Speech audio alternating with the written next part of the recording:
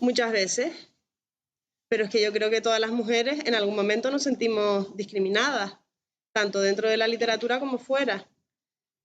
Por ejemplo, asistir a un congreso, a dar una conferencia, y, por ejemplo, al bajarme del escenario, que el político de turno que estaba ahí en aquel momento me haga un comentario como ¡ay, qué guapa eres! Vamos a ver, si una ponente da una conferencia en un contexto formal como es un congreso, está fuera de lugar recibir un piropo de un desconocido. Entonces, eso se dio, por ejemplo, una vez que tuve que dar una ponencia en un congreso, pero también se da cuando todas las mujeres que estamos aquí presentes salimos a la calle y, sin venir a cuento, los desconocidos nos piropean, ¿sí o no? Entonces no hace falta estar en la esfera cultural o en la esfera literaria o en un contexto más formal, porque eso pasa, yo creo, en todas las esferas de la vida, en todos los ámbitos. Siempre están los piropos callejeros por parte de desconocidos, o siempre están comentarios fuera de lugar que nos hacen a las mujeres porque somos mujeres, porque a los hombres no les hacen esas preguntas. Por ejemplo, yo una vez tuve la fortuna de conocer a un autor muy importante, voy a no decir el nombre por respeto, voy a decir el pecado pero no el pecador. Yo estaba muy ilusionada por conocerlo porque era Premio Canarias de Literatura, era un autor con mucho prestigio y empiezo a hablar con él y me pregunta que cuándo le voy a dar un hijo a mi pareja. Entonces, bueno, mi pareja en aquel momento era también escritor, éramos los dos escritores. A él le preguntaba por sus libros y a mí me preguntó que cuándo le iba a dar un hijo.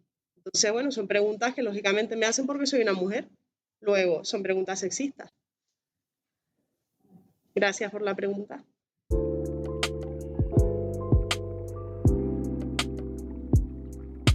Claro, que es una pregunta que abarca muchas cosas. Primero, yo creo que es importante educar. Es importante que las niñas tengan referentes desde que son muy pequeñas. A mí me ocurrió una cosa el año pasado. Yo trabajaba en un instituto del sur donde teníamos un libro de texto de la editorial Oxford, esto sí lo voy a decir. Entonces yo estaba en primero de la ESO, dando clase, ¿no? Y empiezo a mirar en el libro el tema de la poesía. Y digo, ay, en este tema de la poesía no viene ninguna poeta mujer. Digo, bueno, lo voy a utilizar en clase. Reparto los niños tenían su libro de texto. Digo, quiero que cuenten, por favor, cuántos poemas vienen en el tema. Los niños contar, pero si estamos en lengua, contar es de matemáticas.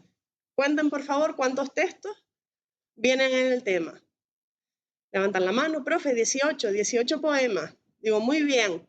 Ahora cuenten cuántos están escritos por mujeres. Ninguno, profe, ninguno. Aquí pone Juan Ramón Jiménez, aquí pone Antonio Machado, aquí pone Quevedo, aquí pone Góngora. Entendemos que son hombres, ¿no? Digo, sí, son hombres, muy bien. Entonces, en la pizarra bien grande, puse 18 y al lado puse 0. Digo, ¿por qué creen que pasa esto en el libro de texto de lengua? Levanta la mano un niño tímidamente. No sé, profe, ¿será que no había autoras en esas épocas? Digo, no. En todas las épocas ha habido autoras. Lo que hay es una visión machista del conocimiento y de todas las artes. Y esto no se puede permitir. ¿Qué hice? Proyecté en clase de lengua la ley de igualdad. Ustedes saben que la ley de igualdad ya va aprobada ya unos cuantos años. Unos cuantos. Y leemos que según la ley de igualdad, en el ámbito educativo, todos los libros de texto deben tener referentes mujeres en todas las disciplinas, de cualquier disciplina, ya sea biología, lengua, música, me da igual, donde no venga ni una sola mujer, ni una sola autora. Eso es una vergüenza. Eso es un producto que para empezar es ilegal porque no cumple una ley. Y segundo, es una vergüenza. Entonces, lo primero, educar, que los niños y las niñas tengan referentes femeninos y que sepan por qué a veces esos referentes femeninos no están. Porque la razón no es que no existan esas mujeres, es que no se les ha dado visibilidad. Es que las personas que hacen libros, que gestionan la cultura, que organizan eventos culturales o que programan un programa de televisión, por ejemplo, no invitan a las mujeres o no las tienen en cuenta. Ese es el problema. Y eso hay que decirlo, hay que explicarlo desde que son pequeños.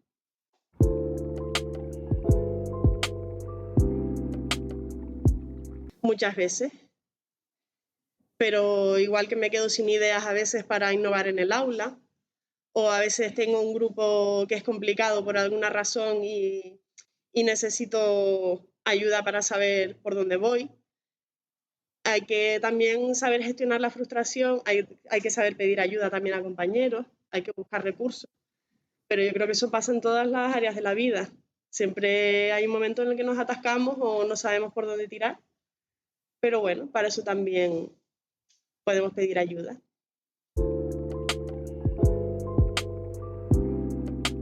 Es curioso porque soy filóloga, o sea, puedo hacer crítica literaria de los textos poéticos de otras personas, pero yo creo que es difícil analizar la poesía propia, porque no lo sé, no puede ser objetivo, ¿no? No puede ser objetivo, siempre vas a ser subjetivo cuando te analizas.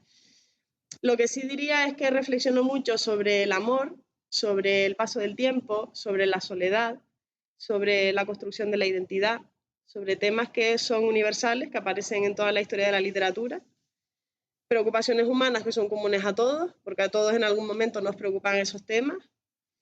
Y luego también utilizo bastantes imágenes de la naturaleza, por ejemplo, que me inspiran mucho. Trato de que sea una poesía no demasiado retórica, no demasiado hermética, no demasiado confusa, sino que más o menos cualquier persona que la lea pueda sacar su propia interpretación, que sea más accesible. Y creo que es bastante intimista por los temas que toca, que son temas emocionales. Pero más allá de esos rasgos generales, creo que no soy la persona adecuada para hacer un análisis de mi obra. Eso ya que lo hagan los lectores.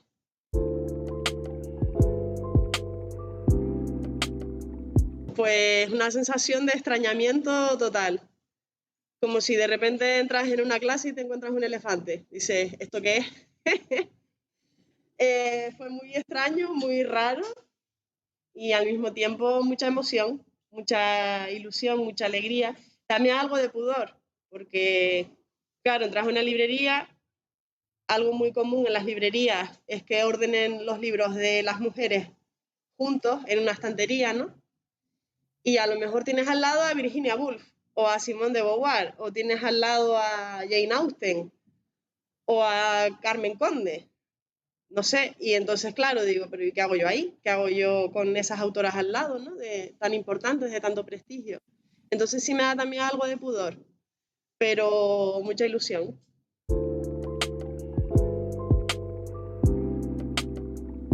Pues organizándome, como cualquier persona.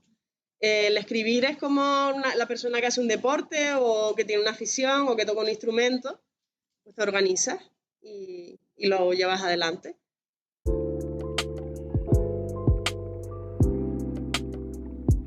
Conocer a las personas que he conocido, compañeros y compañeras que también escriben, conocerlos como personas, muchas anécdotas de presentaciones o de momentos hermosos vividos. También el proceso de escritura, porque escribir tiene un componente para mí terapéutico. Yo a lo mejor estoy escribiendo y estoy llorando a la vez, pero es un llanto que me reconforta, porque necesitaba llorar o necesitaba canalizar esas emociones o necesitaba desahogarme. Entonces, todo lo que ocurre durante el proceso de escritura también es muy enriquecedor.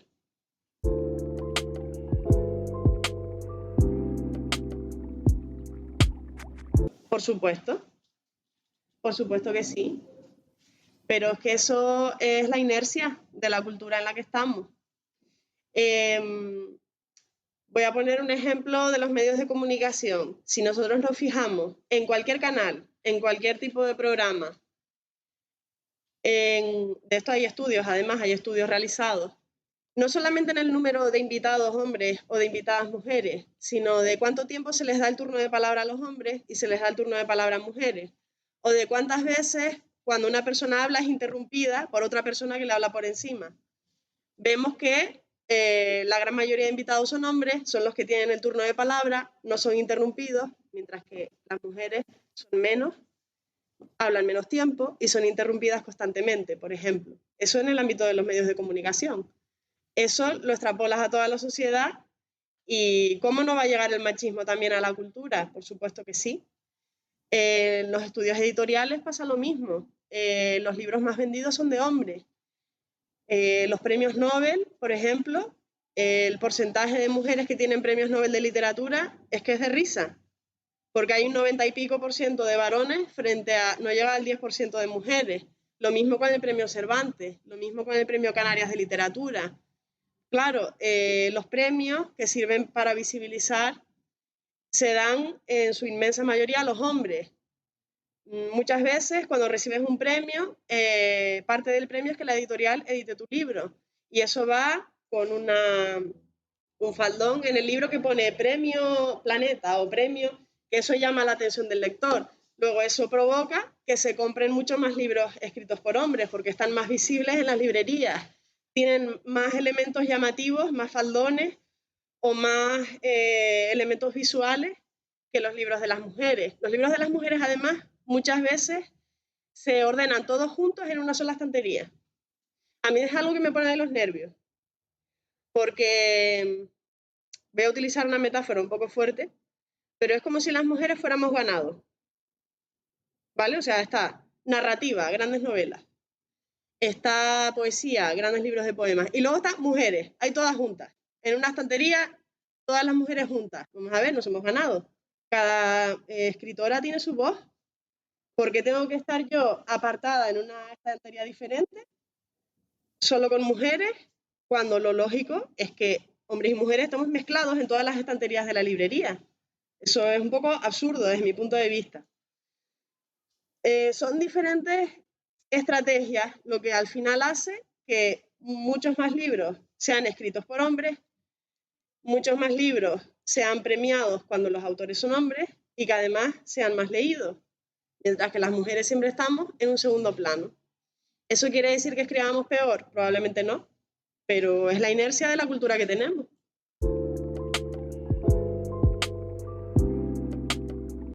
Falta visibilidad y valorar con la misma vara de medir. Lo que no puede ser es que en los libros haya un montón de hombres, como dije antes, en el caso del libro de primero de la ESO de Oxford, 18 textos de diferentes épocas escritos por hombres y ninguna mujer. Eso no puede ser, porque da a entender que no había mujeres, y claro que había mujeres, pero hay que visibilizarlas.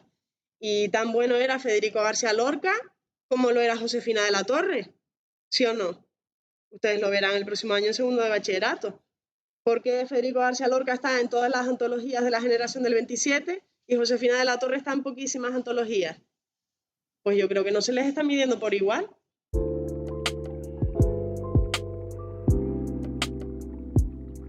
Precisamente porque en el ámbito de la filología queda mucho por hacer a ese respecto.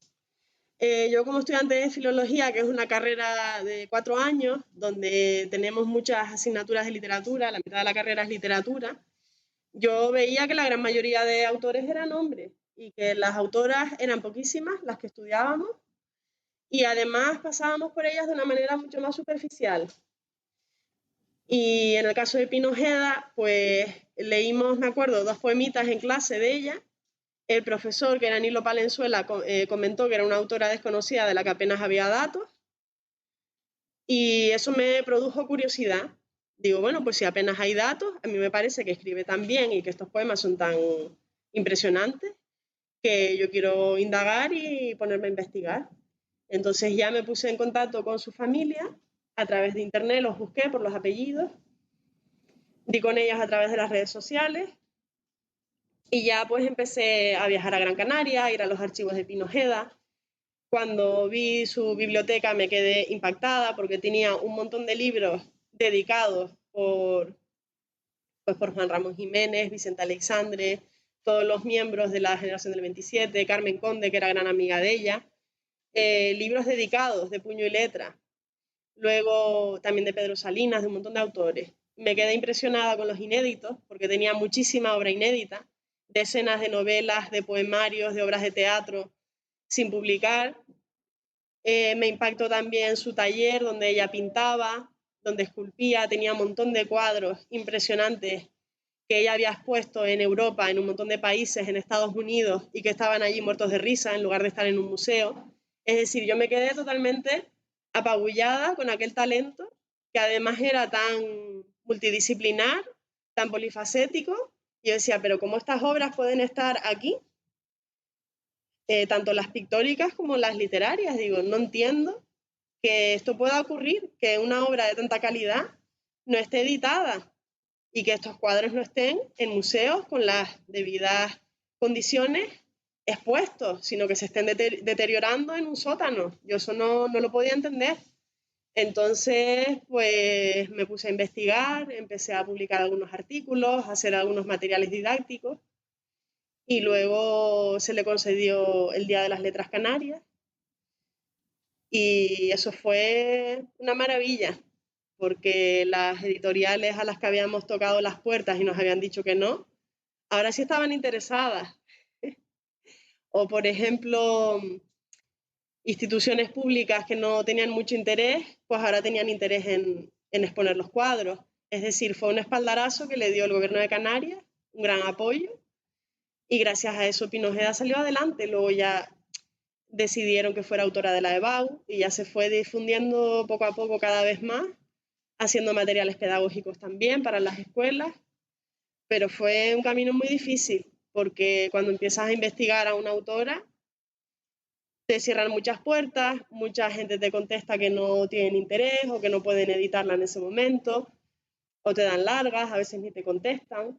Entonces es un proceso muy difícil. Cuando quieres investigar y sacar adelante a una autora olvidada, cuesta un montón. Cuesta porque la sociedad opone resistencia, siempre. Yo creo que empecé como en cuarto de la ESO. Me acuerdo de cuarto de la ESO o primero de bachillerato, que empecé a hacer algunas redacciones para clase. Me acuerdo de la asignatura de filosofía, que nos mandaban a hacer disertaciones, reflexiones sobre temas, reflexiones personales sobre temas sociales. Ahí empecé a hacer algunos trabajos académicos. En literatura también, los profesores me animaban mucho porque me decían que se me daba bien escribir. Y luego ya en segundo de bachillerato, que yo ya escribía bastante a menudo, pues recuerdo un profesor de literatura, Raúl, que Ana lo conoció, que me animó a presentarme a un concurso de literatura, un concurso escolar que estaba dirigido a los institutos de toda Canarias. Y yo me presenté y tuve la suerte de recibir un premio y ahí ya pues pensé que a lo mejor lo que yo escribía tenía algún valor, que si me habían premiado era porque quizás se me daba bien.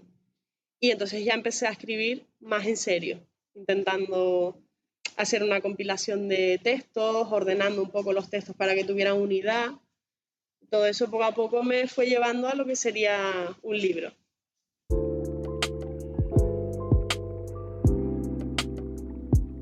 La mujer loca es un librito muy pequeño de solo tres cuentos. A mí no se me da muy bien la narrativa, yo donde realmente me siento cómoda es en la poesía.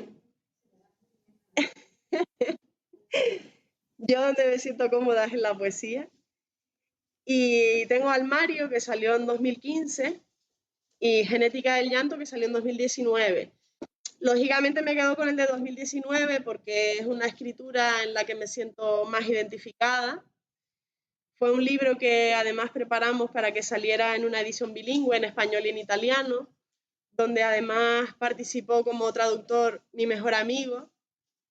Es un libro vinculado también a la música y a la cultura italiana, que a mí me gusta mucho. Y como es un libro más reciente, pues me siento más conectada a este último libro, Genética del llanto. O sea que me quedaría con este.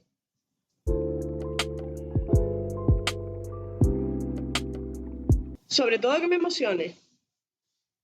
Hay poemas que a lo mejor tienen un nivel formal exquisito, súper bien escrito, con un montón de vocabulario, recursos retóricos, pero no me dicen nada.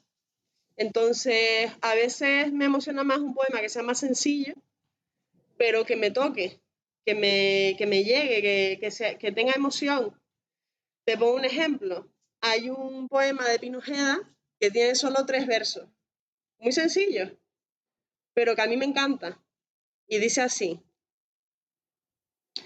mi corazón está lleno de ti, pero mi corazón te desea tanto que parece estar vacío de ti.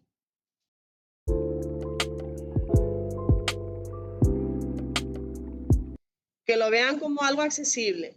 Y sobre todo intento hablarles de la literatura no como un rollo, porque ellos lo primero que piensan cuando les dicen la palabra literatura es vaya rollo, sino que la literatura es algo que conecta con nuestras emociones y con las preocupaciones que tenemos todos.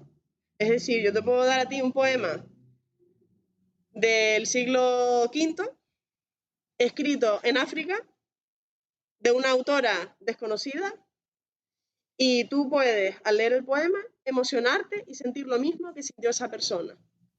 Eso es para mí el milagro de la literatura, que personas que han vivido en épocas totalmente diferentes, en lugares completamente diferentes, sobre todo ahora que tenemos tantas etiquetas geopolíticas, que a lo mejor pertenecían a religiones diferentes o que tenían visiones del mundo completamente diferentes, de repente, ¡puff!, conectan en un texto donde tú sientes la emoción que tuvo esa autora y a lo mejor incluso puedes llorar con ese poema o puedes reírte con ese poema o puedes decir, esto que está hablando del desamor, esto que está diciendo, yo también lo he sentido.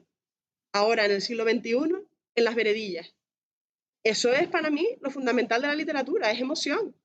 Es unir a personas que jamás se han podido conocer porque no estaban en el mismo espacio ni en el mismo tiempo, pero al final eso no es lo importante es que todas las personas, independientemente de las épocas y del sitio donde estemos, estamos hechos de lo mismo, que es de emociones.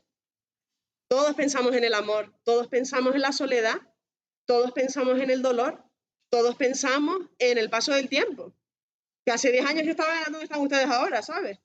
Y ahora estoy en el lado de los profesores y digo, es que ha pasado una década. Se me ha ido el tiempo entre las manos. Tempus fugit. Todos pensamos en el carpe diem. ¿Por qué cuando llega el viernes pensamos en los planes del fin de semana? Porque queremos disfrutar de la vida, exprimirla como una naranja.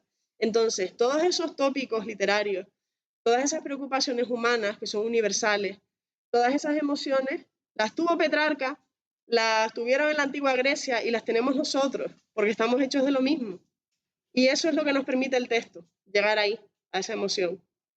Entonces intento que vean la poesía desde ese punto de vista, como un género literario que condensa el sentimiento, condensa la emoción o que condensa en muy pocas palabras una idea y que es una idea o un sentimiento que también nosotros tenemos. Tengo en casa una especie de estudio-biblioteca donde tengo buena parte de mis libros, un escritorio bastante amplio y suelo escribir poniéndome algo de música. Eso sí, la música me suele acompañar mucho porque la música yo creo que ayuda mucho a los escritores a tener oído, a darle al poema la cadencia que requiere, el ritmo. Y esa musicalidad que tiene la poesía nos ayuda mucho a captarla, el trabajar con música. Expresándome de manera natural, sin complejos por mi dialecto o por mi forma de hablar. Es verdad que yo, por ejemplo, a veces utilizo de manera natural algunas palabras del español de Asturias, porque yo nací en Asturias y me crié ahí hasta los 8 años y tengo mucha familia asturiana, o simplemente del español general. Por ejemplo, yo suelo decir canica en vez de boliche, pero porque de niña, como estuve en Asturias hasta los 8 años y luego me vine, tú sabes que la lengua materna se adquiere más o menos hasta los 12 años, pues digamos que ahí tengo un poco de mezcla en el vocabulario. Pero yo pienso que todas las personas tenemos que hablar de forma natural. Si hablamos canario y decimos ustedes y aspiramos las S, no tiene sentido que vayamos a hacer una exposición y de repente empecemos a hablar con el vosotros, a pronunciar el sonido Z y a decir las S al final de la palabra, porque es algo totalmente artificial. Entonces tenemos que hablar de forma natural, como hemos aprendido el idioma. En mi caso se da esa circunstancia de que algunas palabras, yo por ejemplo suelo decir palomitas, no suelo decir cotufas, y a veces mi familia me pregunta, ay, pero di cotufas. Digo, ay, es que no me sale palomitas o me sale canica, Pero no porque yo reniegue del canario en absoluto, sino porque tuve esa mezcla cuando aprendí el idioma, simplemente.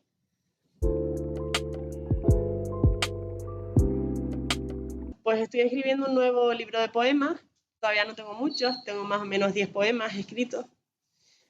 Y creo que es un poemario que va a seguir la estela de Genética del Llanto, porque es un libro donde toco temas diversos, que también bebe de imágenes de la naturaleza. Y creo que en Genética del Llanto ha marcado un antes y un después, porque me siento muy cómoda con Genética del Llanto y con el libro que estoy escribiendo ahora. Creo que estoy encontrando mi voz, si es que la voz se encuentra alguna vez.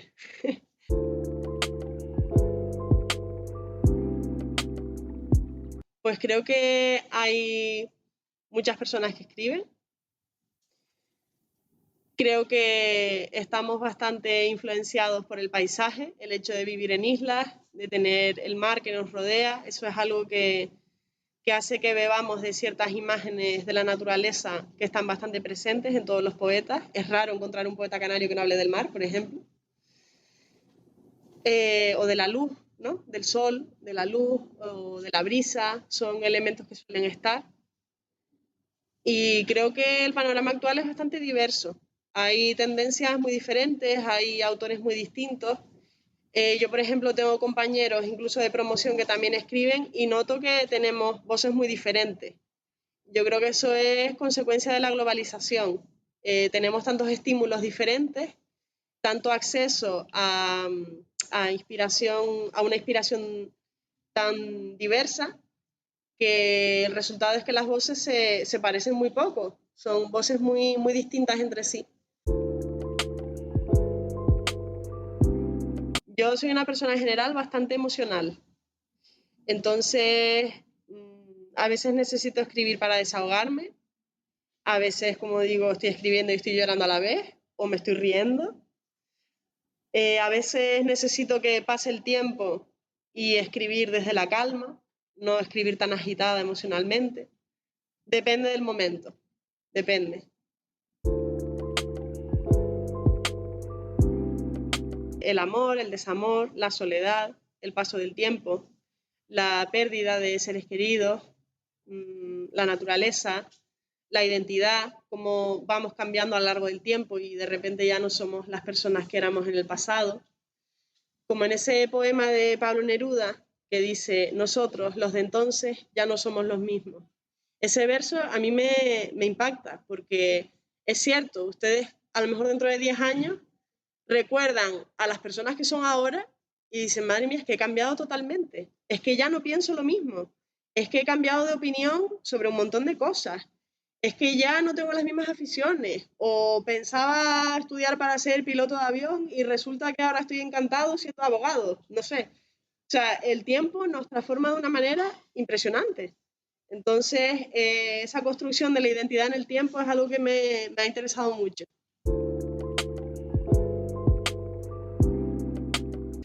Pues eso también depende, porque puedo estar a lo mejor 2 o 3 meses sin escribir nada, porque no estoy inspirada o porque a lo mejor estoy muy estresada en el trabajo o con muchas ocupaciones y no tengo la predisposición mental, emocional para escribir, no me siento en condiciones para escribir. Y luego al revés, de repente una semana digo, madre mía, no sé qué ha pasado, pero he escrito 10 poemas de golpe. Entonces depende un poco del momento. Tiro mucho de la metáfora, de las imágenes. Me gusta crear imágenes con la poesía, esa capacidad visual de estar leyendo algo y que te venga una imagen a la cabeza. Tiro mucho de imágenes de la naturaleza. Valorar la vida. O sea, creo que tenemos que valorar la vida. Eso me lo enseñó un poeta maravilloso que se llama Walt Whitman, que decía en sus poemas que una hormiga tiene la misma importancia que cualquier otro ser que esté vivo, ¿no? O que hablaba de los árboles, que exaltaba la vida, que hacía una especie de oda a todos los seres vivos con su obra, ¿no? Walt Whitman, no lo olviden, es un poeta maravilloso. esa exaltación de la vida, esa invitación a disfrutar de lo que tenemos, a valorar la vida, a valorar a todos los seres que sienten, eso me lo dio ese autor. Pues Almario ya no se puede conseguir porque está agotada la edición. Genética del llanto, creo que queda alguno, pero está también casi agotado. Pero en cualquier librería del territorio español, si lo piden, se lo podrían traer.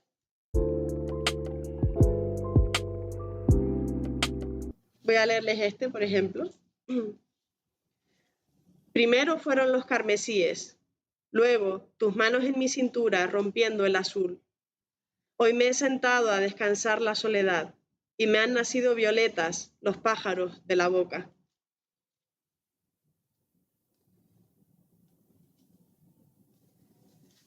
Este realmente es un juego de palabras. El tema es la violencia de género. Son solo 2 versos. Dice, cuando nos atamos al amor, nos amoratamos. Por las veces que reprimo el llanto, viene con su caricia el mar hasta mis pies. He lavado la mortaja blanca y ya duermo sin ti en el ensayo de mi muerte. Tal vez mañana, tras el crepúsculo, la rosa se reencarne en sombra y por fin te haya sido. Y el último que voy a leer de aquí. Llevo tu aroma en la ropa y el frío de diciembre. Las canciones que te nombran cambian el mundo, lo agitan en la risa y en los ojos que dieron calor al otoño. Pero al terminar el sonido, solo me dejan tu aroma en la ropa y el frío de diciembre que me agrieta los labios.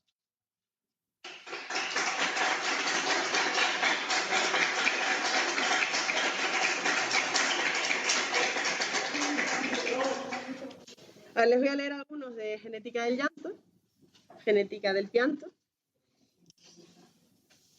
Es un poemario más variado porque el primero hablaba sobre todo del amor y el desamor. Este tiene más temas diferentes, más diversos en los textos y los temas que trata. Las hojas. Todos los otoños caen las hojas, pero no hay 2 otoños iguales. La vida es un largo pensamiento con distintas estaciones.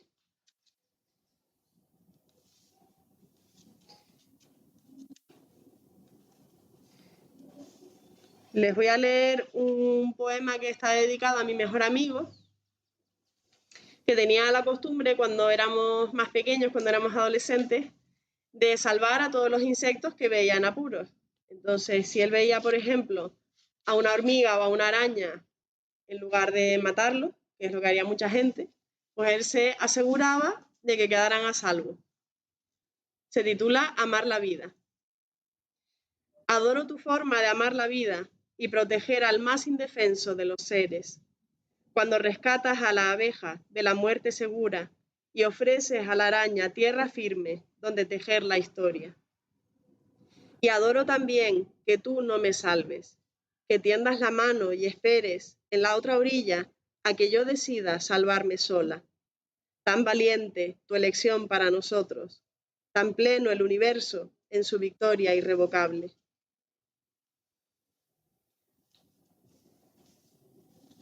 Este, por ejemplo, lo escribí una vez que vi a una gaviota muy herida en una playa.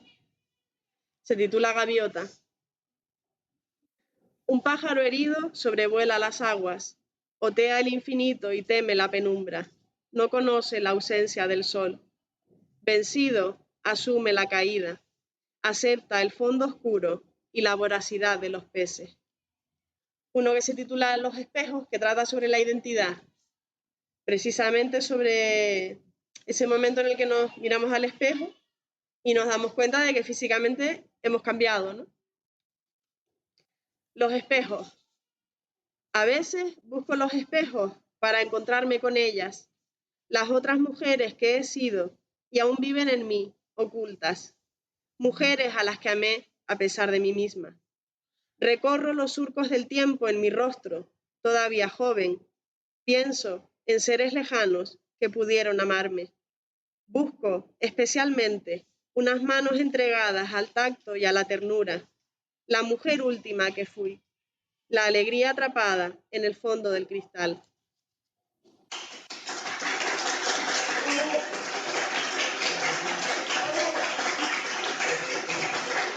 Gracias. Y ahora sí, para acabar, voy a leer un poema que es bastante largo, es el más largo del libro. Se titula La soledad que habito y trata sobre el tema de la soledad. La soledad que habito es fría y oscura, un umbral que cuando niña me miraba, sin descanso posible, a los monstruos del sueño. La soledad que habito es la noche más larga, una calle que va de mi ceniza a tus manos, la visión que me consume. La soledad que habito es un río calmo y azul. Huye de su origen como el agua, pero todo empieza y todo acaba en él. La soledad que habito es una flor que olvida su muerte, un déjà vu. Nació del paraíso y es hoguera para quemar el tiempo, ángel caído o calendario. Un invierno que desnuda los árboles y seduce a la tristeza. La soledad me camina, me posee, me aniquila, se aloja en mi piel como un parásito, me bebe los días. La soledad que habito me arrastra, golpea en silencio y grita tu nombre. Mas yo le abro mis puertas y ventanas, le doy la bienvenida y la invito a pasar, porque tú ya no esperas. Yo soy su morada, la soledad me habita y yo la requiero. Muchas gracias.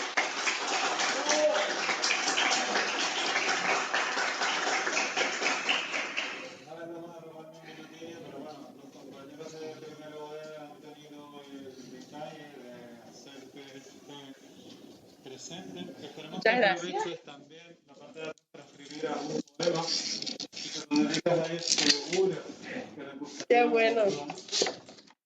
Ay, qué bonito, muchas gracias. Precioso, muchas gracias, de verdad. Y venía usando todo también un poco de autoral que se llama una foto con él, para que consiga Vale. esto para los